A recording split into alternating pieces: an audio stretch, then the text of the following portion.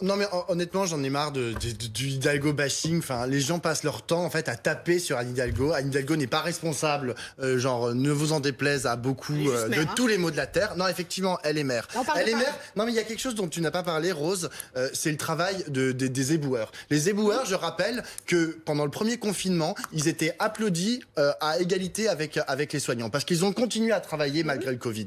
Et aujourd'hui, on leur dit, on prend des photos. Les gens sont là avec leur téléphone portable à prendre des photos de poubelles qui débordent avant leur passage, parce qu'ils l'ont dit, hein, ils ont fait un communiqué de presse officiel, ils ont dit voilà, eux ils trouvent ça dégueulasse parce que les photos elles sont prises juste avant leur passage. Effectivement, juste avant le passage des éboueurs, eh ben, l'éboueur n'est pas passé. C'est un truisme absolu. Et les urinoirs, et les plots jaunes. Il y a un problème. Non mais il y a un problème. Il y a un problème dans n'importe quelle autre ville, le maire se ferait, mais vraiment. Il y a un problème de saleté dans une capitale comme Paris, mais comme dans toutes les capitales à peu près. Donc c'est un problème de comportement et de civisme, Pablo, plus. C'est un problème de comportement et de civisme. C'est un problème aussi de comment est-ce qu'on gère.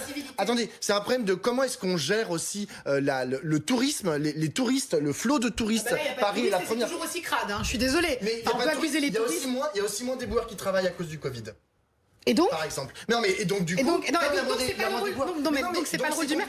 Non mais attendez, c'est pas ça depuis 6 mois. Non mais c'est pas ça depuis 6 mois. L'année dernière, on avait exactement les mêmes constats. Enfin, je suis désolée, pardonne-moi, Pablo. Mais en fait, l'année dernière, c'était la même chose. C'était il y a 100 ans la même chose. C'est toujours la même chose. On retrouve. Il y a qu'à lire Zola, Paris, tout le monde. Il y a toujours des bourgeois pour trouver que Paris est sale. Finalement, c'est un baron qui a fait Paris propre. C'était le baron Haussmann. C'est ça, en pétant tout et en créant des espèces de routes pour que les militaires arrivent. Je sais pas si c'est ce qu'on veut pour Paris. Moi, c'est pas ce que je veux pour Paris. Paris est une ville qui vit. Donc oui, Paris parfois. Moi, comme quand je fais une soirée chez moi, et ben c'est un peu sale. Et donc après, il faut nettoyer. Mais je nettoie, exactement. Tu as le droit de te satisfaire de Paris sale et crado. Moi, perso, c'est pas mon truc. Je suis désolée, mais quand on manque de civilité, quand tu as tout simplement, pourquoi c'est dogmatique? Pourquoi on n'aurait pas de police municipale? Parce que la police municipale est là pour lutter contre les incivilités, justement. Aujourd'hui, on a un sentiment d'impunité. On a le sentiment qu'on peut tout jeter, tout faire dans Paris sans qu'il y ait aucune incidence. Donc ça, c'est de la responsabilité de la mairie aussi de faire respecter